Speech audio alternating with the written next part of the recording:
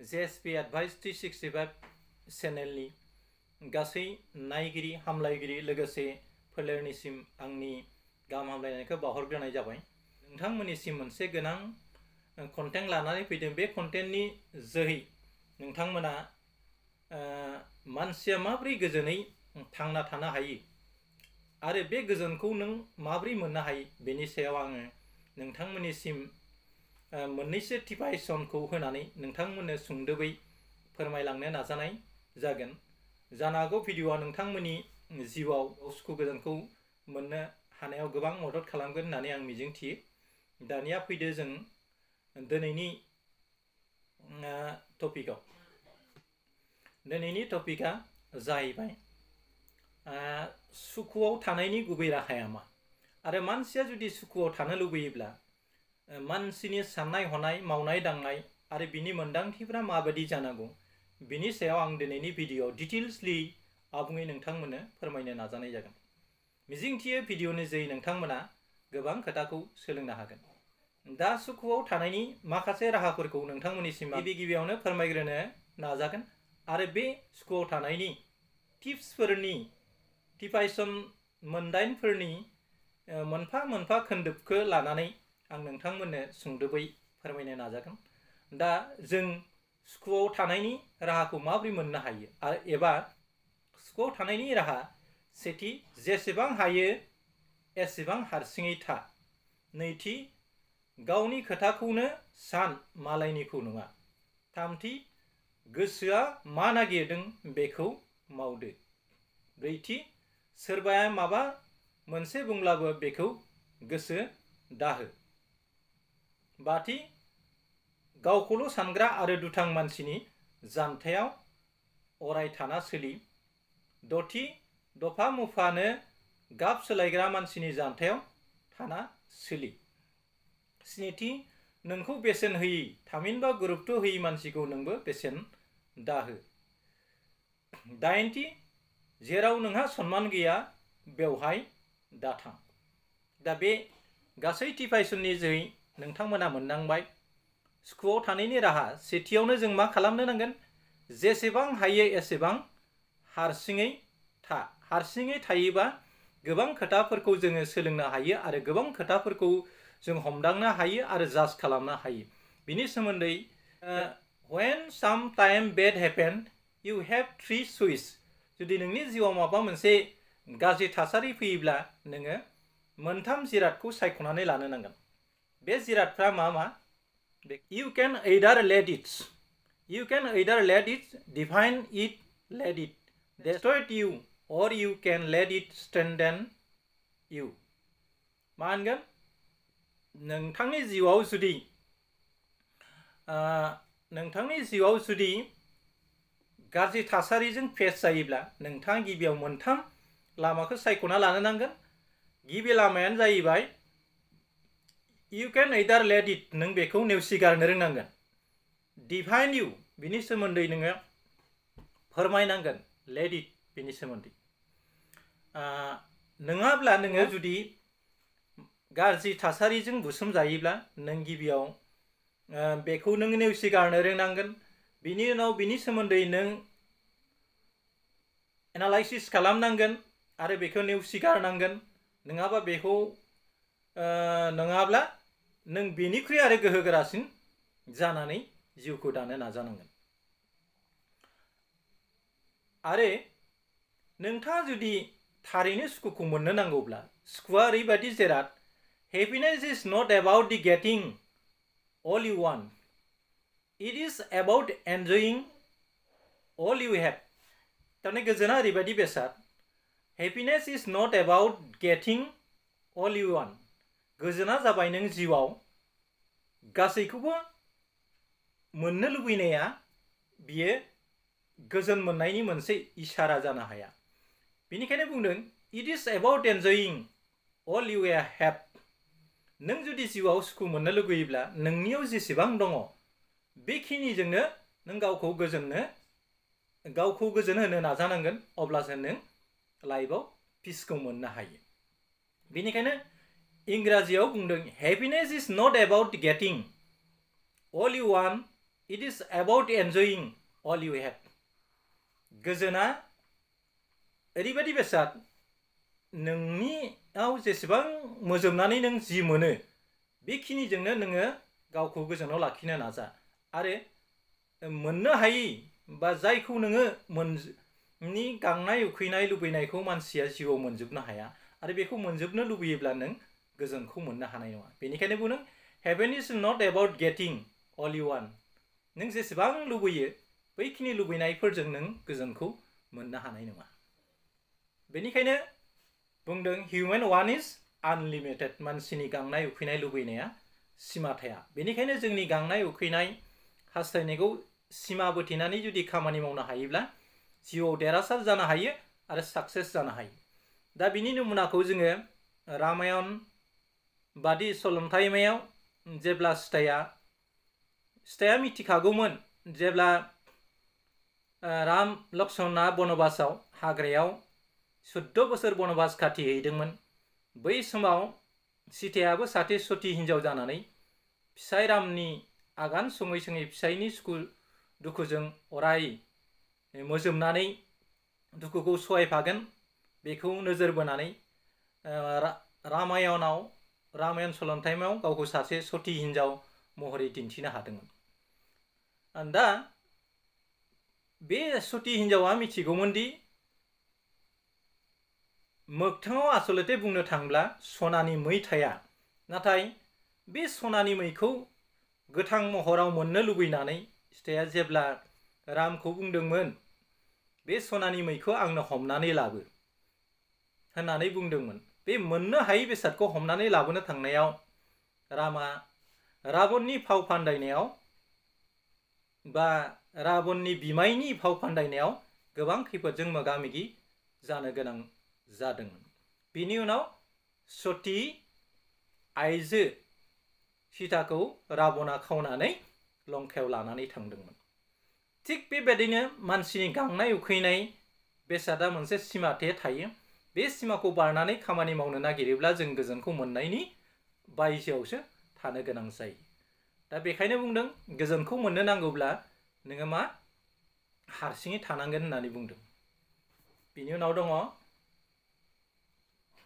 गावनि खोथाखौ सान मालायनिखौ नङा। नोंहा जेसेबांखिनि केपासिटि दङ बे केपासिटिखौ लाखिनानैसो नों जिउआव खामानिखौ मावनो हागोन। नाथाय out of control out of capacity जानानै नों खामानि मावनो नागिरोब्ला नों जिउआव दुखु मोननांगोन आरो सहायनांगोन। दा बिदिनो गावनि खोथाखौ सान आरो मालायनिखौ नङा। गावखौ गायसनखांनायनि इयुनावसो नोङो मालायनि खोथाखौ साननो नांगोन। दा बेनिखायनो गावखौ एस्टाब्लिश खालामनायनि सिगाङाव नों मालायनि खोथाखौ साननानै खर' खामायनांगौनि गोनांथि गैया। बेनिखायनो गावनि खोथाखौ साननो होदों आरो मालायनि खोथाखौ दोनथ'नानै नों गावखौनो मानसि महरै दाग्रोना लाग्रो आरो मानसि महरै दानानै लानायनि इयुनावसो नों मालायनि गोरोन्थि थामहिनबा मालायखौ हेफाजाब होनो मालायखौ अननो दावगालाङोब्ला नोंनि साननाया जाफुंगोन। बेनिखायनो बुंदों गावनि खोथाखौ सानग्राबासिनो मालायनि खोथाखौल' सानबाय थायोब्ला नोंनि न'खर, नोंनि फरायनाय, नोंनि केरियार गासैबो बरबाद जालांनो हागौ। बेनिखायनो नोङो गावनि खोथाखौ सानग्रोनांगोन, बेनि उनावसो नोङो मालायनि खोथाखौ साननांगोन। बेनिखायनो गावनि खोथाखौ सान मालायनिखौ नङा। दा थामथियाव गोसोआ मा नागिरदों बेखौ मावदो। मानसिनि गोसोआव मोननै थायो, मोननै बेसाद हाबखुमाना थायो। मोनसेया मोजां गुन आरो मोनसेया गाज्रि गुन। बेनिखायनो जों गावखौ थि रोखोमै गायसननो नांगौब्ला जों गावनि साननायफोरखौ माबोरै नोङो मावनानै दा फरायनायनि बिथिङाव होन, साख्रि मावनायनि बिथिङावनो होन, संसार जानायनि बिथिङावनो होन, बा राजखान्थि बिथिङावनो होन, गासै बिथिङावबो नों मा जानांगोन गोसोआ मा नागिरदों बेखौ नों मावदो। दा गोसोआथ' innumerable things we want in our lives जिउआव जों गोबां बेसादखौ लुबैयो आरो मोननो हास्थायो but we can not be gets all our wants नाथाय जों जोंनि लुबैनायफोरखौ गासिबो मोजोमनो हाजोबा बेनिखायनो गोसोआ मा नागिरदों बेखौ मावदो नाथाय नोंथाङा गोसोआ गाज्रिखौ हास्थायोबा गाज्रिखौ मावनो थाङोब्ला समाज बिरोधी खालामनाय जागोन नोंथाङा समाज बिरोधी नङै आयेन बिरोधी नङै जायखिजाया मोजां खामानिखौनो नोंथांनि गोसोआ जा सानदों बेखौ मावनो हागोन आरो जायखौ हमना ला नोङो जिउआव सासे डक्टर जानो लुबैदों हमना ला नों सासे जिउआव मोजां फरायसा मोजां साख्रिआवला मोजां मेथाइ खनगिरि मोजां दामगिरि मोजां देंखोगिरि मोजां साংबादिक मोजां सासे इउटुबार जानो लुबैदों जिखि जाया लाइनावनो नोंथाङा फैयाथों मानो नोंथाङा बेखौ डिसाइड खालामनायनि इयुनावसो नोंथाङा गुबुन लामाखौ लानो हागोन आरो बे लामाजों बबे लामाजों थाङोब्ला नोङो जिउआव साक्सेस जागोन आरो बबे लामायाव थाङोब्ला नों जिउआव आन्दायनांगोन बेफोरखौ गासैखौबो दै सारनानै जेरैहाय दैमानि नाखौ बा फुख्रिनि नाखौ जोङो माफा माफा हाब्रु सिग्लि सिग्लि नाखौखौ हमजोबनो नाजायो बेबादिनो जोंबो जोंनि साननायफोरखौ नोङो मोजोमनानै मावलांबाय थायोब्ला नों जिखि जाया लाइनावनो थायाथों मानो नोङो जिउआव साक्सेस जागोन बेनिखायनो नोंनि साननायखौ नों मावदो होनदो नोंनि गोसोआ जा लुबैयो बेखौ मावदो होननानै बुंदों नाथाय बे खोथाखौ आं बुंनो नागिराखैदि नोंथाङा गाज्रि साननाय मानि गोसोनि साननाय मानि नों बेफोरखौ मावनांगोन बा मावनो थिनदों बिदि नङा जाय लामायानोखि गेबें बे लामाखौ गोसोआ जुदि हास्थायोब्ला गोसोआ जुदि थिनोब्ला बेखौ नों मावनो हागोन दा बेफोरखौ थि रोखोमै मावोब्ला बेबो सुखु मोननायनि मोनसे गेजेर बिन्दो बिनि उनाव दं ब्रैथि सोरबाया माबा मोनसे बुंब्लाबो बेखौ गोसो दाहो दा ब्रैथि सुखुआव थानायनि ब्रैथि खोन्दोआनो जाबाय सोरबाया माबा मोनसे बुंब्लाबो बेखौ गोसो दाहो बुहुमाव ओरैबादि सुबुं दं नेगेटिभ सानग्रा थामहिनबा गाज्रिनि मोखांखौ नुग्रा आरो पजिटिभ मोजांनि मोखांखौ नुग्रा मोननै मोखांनि मानसि थायो दा बे मोननै मोखांनि मादाव पजिटिभ जायफ्रा मोजांखौ हास्थायो मोजांखौ समाजाव जाजाजोबनो लुबैयो बेफोरबादिनि जानथायाव थायाबासिनो बेफोरबादि सुबुंनि सेराव थांनानै नों गियान आखल आखु सोलोंथाइ जिखि जाया आयदानि सायावनो सोलोंथाइ लानो हागोन बा बोसोनथि लानो हागोन बेनिखायनो बुंदों सोरबाया माबा मोनसे बुंब्लाबो बेखौ गोसो दाहो नोंनि जिउआव नों जाखौ सानदों थि सानदों आं ओरै थोरै खामानिखौ मावगोन ओरै थैखौ मावगोन ओरैथो फरायबा आं डक्टरेट पास जानो हागोन ओरै थोरैबायदि मानसिजों आङो बोसोनथि लायोबा ओरैबायदि खामानि मावनो हागोन बेफोरबादि लाइनाव थांनो नागिरनायाव नोंखौ गोबां नेगेटिभ सुबुंफ्रा बुंनो हागौ बे लाइनजों नों दा थां फंबाय नोङो डक्टर फरायनो हानाय नङा नों इन्जिनियार जानो हानाय नङा नोङो आइएएस आइपिएस एसिएस जानो हानाय नङा मानोना नोंनि नोंफाया सासे आबादारि नोंसिनि बिमाया ओरै थोरै इनकाम सर्स गैया नोंसा बेखौ थाङोबा नोंसोरनि हा हु धोन दौलत थाखा फैसा जेरैबो सिलिंखार जागोन गतिके नोङो जिखिजाया फिसा बिला खामानि मावनानै जिउखौ नोंफामोनखौ मदद खालामनोल' नाजा बेफोरबादि गोलेरनि मोदै हुगारनाय बादि नोंखौ नों हाजो थिखिनियाव गाखोनो नागिरनायखौ बियो फिन लैथोनि सिङावसो थब्ल'नो नोंखौ थिनहरनोबो हागौ बेनिखायनो बुंदों सोरबाया माबा मोनसे बुंब्लाबो बेखौ गोसो दाहो थामहिनबा जुदि सोरबाया नोंनि जिउ लामायाव सुग्रेंसु जानानै गाथेदोंब्लाबो नोंखौ निन्दिदोंब्लाबो नोंखौ मुगैदोंब्लाबो नोंखौ बायदिसिना खालामदोंब्लाबो नों नोंनि थांखिनिफ्राय मालाबाबो दादोरो मानोना जिउआव मोनसे थांखि लानानै खामानि मावोब्ला साफ्रोमबो मानसियानो मोनहैनांगौनि खुन्थियाखौ मोनहैनो हायो आरो बेफोरबादि लाइनजों थांनो नांगौब्ला नों जिउआव मोसा लख्रा गान्दा मैदेर जिबौ फिथिखावफोरजोंबो दावहा नांनानै नोंनि जिउखौ गायसननो नांगोन बेनिखायनो गावखौल' बेनिखायनो सोरबाया माबा मोनसे बुंब्लाबो बेखौ गोसो दाहो नों नोंनि थांखि फारसे दावगालांबाय था नों नोंनि थांखियाव सहैगोन मानोना बबेबा मोनसे दैमायाव नों ना बोनोब्ला बोरसियाव आदार थुनानै ना बोनोब्ला नाखौ सानसे नांगोन होननानै मिजिं लानो हायो आरो बोरसियाव आदारखौ सुवाबासिनो नों दैमायाव ना बोनबाय थायोब्ला नों जिउआव साक्सेस जानाय नङा, ना मासेबो मोननाय नङा। थिग बिदिनो दानिया फैदो बाथि गोजौनाव थामहिनबा सुखुआव थानायनि बाथि खिथिबा जाहैबाय गावखौ सानग्रा आरो दुथां मानसिनि जानथायाव था। दुथां मानसिनि साननायफ्रा ओरैबादि, बियो नोंखौ बबेबा बाइकजों सौदावनानै नोंनि आथिंखौ सिफायनो हागौ।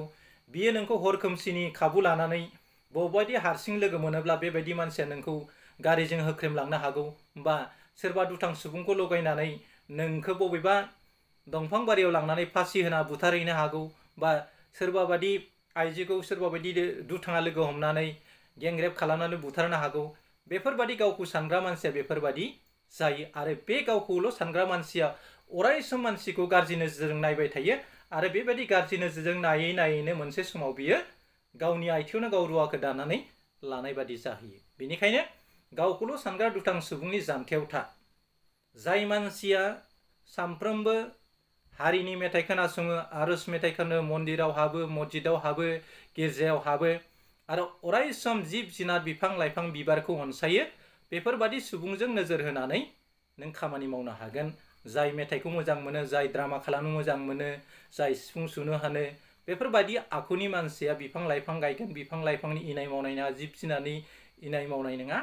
बेफोरबादि मानसिजों नोङो सिनायनानै खामानि मावनो रोंनांगोन। दा बेफोरबायदि मानसिया बुहुमाव गावल' जिबि आरो इसोरा गावखौल' थांना थानो थाखाय बे बुहुमाव हरदों। बेफोरबादि आखु दिन्थिनानै बेफोरबादि सुबुङा थाखा फैसा, सना रुपा, हिरा गासैखौबो गावनिल' होनना साननानै संसारखौ सोलिनो नाजायो आरो बेबायदि सुबुङा थैनायनि उनाव गावजों लोगोसे मा थांफायो बेखौनो मिथिया। नों आरजिनाय थाखा फैसाखौ नोङो बाहायनोसो हागोन, नाथाय लांफानो हानाय नङा। बेनिखायनो जिउ थानायाव नों जुदि मोजां खामानि मावाब्ला नों आरजिनाय लाख लाख थाखा फैसाया थैनायनि उनाव नोंजों थांफानाय नङा। बेनिखायनो जों धोन दौलत थाखा फैसाखौ बाहायनोसो हायो, नाथाय थैनायनि उनाव जों लांफानो हाया। नाथाय बे लांफानो हायै मुवा बेसाद धोन दौलतखौ लानानै नों देमुख खिन्थियोब्ला, गावखौनो गेदेर होननानै सानोब्ला, जोबथा बुब्लियाव नों बे थाखा फैसा मनि मुक्ताजोंनो नोंनि जिउआ सिलिंखारबो जानो हागौ आरो जाय थाखा फैसा मनि मुक्तानि जोहैनो नों सिखाव डकायत गुन्दाफोरनि आखायाव गोग्लैनानै नों जिउ गोमानोबो हागौ। बेनिखायनो बैफोरबादि सानग्रा, गावनिखौल' सानग्रा मानसिफोरनिफ्राय अराय गोजानाव था आरो बेफोरबादि मानसिया जेब्लायबो मानसिखौ खुन खालामनो, दानथारनो, सुथारनो मालाबाबो गिया आरो बिदि सुबुङा जिउआव हारसिङैनो संसार जानो गोनां जायो आरो खुनु सुबुंनिफ्राय सापर्ट मोना। बिसोरो नेगेटिभ माइन्डनि सुबुं। बिनि उनाव दथियाव दङ, दानिया गावखौ सानग्रा दुथां सुबुंनि मानसिनिफ्राय मानो जानथायाव थानांगौ बेखौ आं नोंथांमोननो टिभाइसन होबाय। दथिया जाबाय दफा मुफा गाब सोलायग्रा मानसिनि जानथायाव थाना सोलि। मानसिया ओरैबादि मोनसे जिबि, बुहुमनि मादाव बयनिख्रुइ साबसिन, बुहुमनि मादाव बयनिख्रुइ गोरोंसिन, बुहुमनि मादाव बयनिख्रुइ साननो हनो गोरोंसिन आरो गाज्रिसिन जिबि एबा जुनादानो जाबाय मानसि। दा बे मानसिया मालाबा सादुनि महर लायो, मालाबा सिखावनि महर लायो, मालाबा सिखाव डाकेट गुन्दा दायना जुगनानि महर लायो आरो मालाबा बे मानसिया फोरोंगिरिनि महर लानो हायो। मालाबा बे मानसिया मानसिखौ राजखान्थि भाबै खालामनानै गोबां खोथा बुजायनो हायो। दा बेनिखायनो गाब सोलायग्रा मानसिनि आखल आखुखौ साननानै सोलिनो रोङाबा, नोंथाङा सोरनिबा गोदै रावाव गब'नानै बबेबा मुम्बाइ दिल्लीयाव खामानि मावनो थाङोब्ला सोरखौबा नोङो बिदा होननानै सोलिबाय दं, बियो बिनानाव महरै सानाबासिनो नोंनि गावनि खांखुवा नोजोरजों गावनि गांनाय उखैनायखौ सुफुंनो थाखाय नोंखौ बबेबा मुम्बाइआव, दिल्लीयाव, माद्रासआव बबेयाव माबा मोनसे साख्रि होनायनि नामाव, माबा मोनसे खालामनायनि नामाव, थाखा होनायनि नामाव माबा मोनसे आदाय खालामगोन नामा?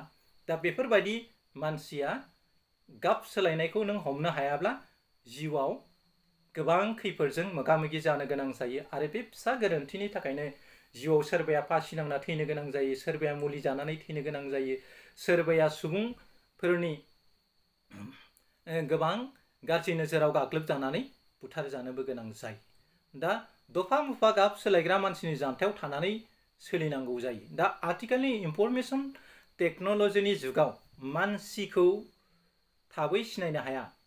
साफ्रोमबो मानसिया गानै जोमै ओरैबायदि डिसिप्लिनाव थायो, ओरैबायदि मिहि खोथा बुंगोन, मिनि मिनि खोथा बुंगोन, नोंखौ ओरैथोर गोदै रावजों बुरखायगोन। गावनि मोन्थायखौ मोनखांनायनि उनाव बेबायदि मानसिया नोंखौ बबेबा गोथौ हाखराव नाख्लायनानैबो गावनि मोन्थायखौ मोनखांनायनि उनाव थांनो हायो।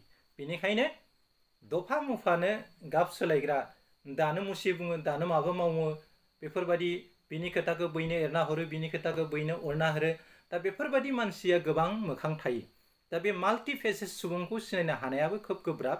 बेनिखायनो बडि लेंगुवेज बिजाबखौ फरायोब्ला नों मानसिखौ नायब्लानो सिनायनो हायो। आरो नोंथाङा माखासे आथिखालनि मुगायाव गोबां बिजाब ओंखारबाय, सोरनि साननाया माबायदि, सोर माबायदि नायदों, सोरनि गुस्थिया माबायदि जादों, गन्थङा माबायदि जादों, खोमायाव हमनानै माबायदि स्टाइलै नायदों, माबायदि निउस पेपार फरायदों, गासै खोथाफोरनि बिनि बडि लेंगुवेजखौ नुब्लानो हमनो हायो। बेफोरबादि बडि लेंगुवेज फरायोब्ला नोङो सासे मानसिनि गोसो सिंनि खोथाफोरखौ आयनायाव नायनाय बादि नोङो मोनदांजोबनो हायो। बेनिखायनो आथिखालनि बायजो मुलुगाव ओंखारग्रा सुबुंफोरखौ आं बडि लेंगुवेज फरायनो खावलायो। बडि लेंगुवेजआ आथिखालाव बर'आव दानस्लायनाय जायाखै, नाथाय असमियायाव दानस्लायनाय जाबाय। नाथाय इंराजियाव जोङो बडि लेंगुवेज गोबां गिदिर गिदिर लेखा दं। बेफोरखौ नायोब्ला मानसिनि भाव फेसनखौ नायनानै नों सिनायनो हागोन आरो। दा बेखायनो दफा मुफा गाब सोलायग्रा मानसिनि जानथायाव नोंथांमोना थानानै सोलि, नङाबा नोंथांमोना गोथौ हाखराव गाब्र'नो नांगोन। दानिया फैदो स्निथि, बेसेन होयै गुरुत्व, नोंखौ बेसेन होयै थामहिनबा गुरुत्व होयै मानसिखौ नोंबो बेसेन दाहो। इंराजियाव मोनसे खोथा दङ, लाभ बिगेट्स लाभ। अननाय होयोब्लासो अननाय मोनो, मान होयोब्लासो मान मोनो, मदद खालामोब्लासो मदद मोनो होननाय खोथा दङ। दा बेनिखायनो जाय मानसिया नोंखौ मालाबाबो सनमान खालामा, जाय मानसिया नोंनि आखल आखु, गियान, सोलोंथाइ बायदिसिनाखौ बेसेन होआ आरो नोंनो समाजाव जनो थाखाय गंसे खामफ्लायनि गोनांथि, बे गोनांथिखौ साना, बेफोरबादि मानसिखौ मालाबाबो नोंबो सनमान दाहो। नाथाय नों सिरि सिरि गोसो सिङाव था, बे सनमान दाहो, आं आंनि मथे ओरै थोरै सोलिगोन, थेवबो बेबायदि साननानै सोलि। नाथाय नोंनि खोथाफोरखौ नोंदि बेखौ सनमान होआ, बेखौ गुरुत्व होआ, आंबो बेखौ सनमान होआ, बेबादिनो बुङाबासो नोंनि गोसोजों नोङो सानबाय था। नोंखौ बेसेन होयै मानसिखौ जाय जायगायाव नों लेंहरबा मोजां रोखोमै नोंखौ रेसपन्स होआ, सनमान होनाय नङा, बेफोरबादि जायगायाव नों मालाबाबो दाथां। आरो बेफोरबायदि जायगायाव नों थाङोब्ला बै गाज्रि सुबुंनि मानसिया नोंखौ बबेबा हाबाथिलियाव, नोंखौ बबेबा साहा गलायाव, नोंखौ बबेबा जौ साहा बायदिसिना लोंनायाव, ओंखाम जानायाव माबा मोनसे गाज्रि मेडिसिन होनानैबो नोंखौ नोंनि न'खरखौ सिलिंखार खालामनो थाखाय बियो माबा मोनसे होनो हायो।